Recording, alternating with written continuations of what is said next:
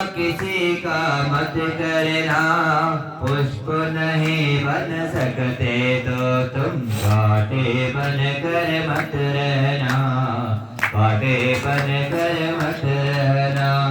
नित्या प्रकंपाद्भुता केवलोगं स्फुरन् मनापदे शुद्धबोध दिव्यावधि ज्ञानबल प्रबोध स्वस्ति क्रियासु परमश्रयो नमः।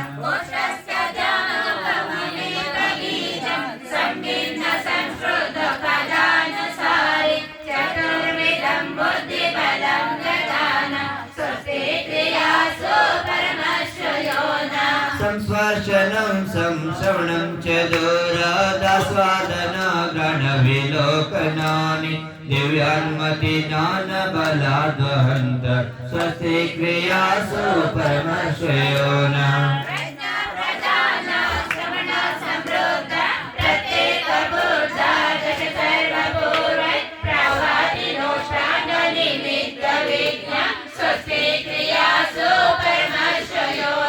जङ्गानलस्य निपलाम्बतन्तु प्रसूनबीजाङ्कुरचारिणाव नवोङ्गणश्रैरविहारिणस्य स्वस्ति क्रियासु परमश्रयो नमः।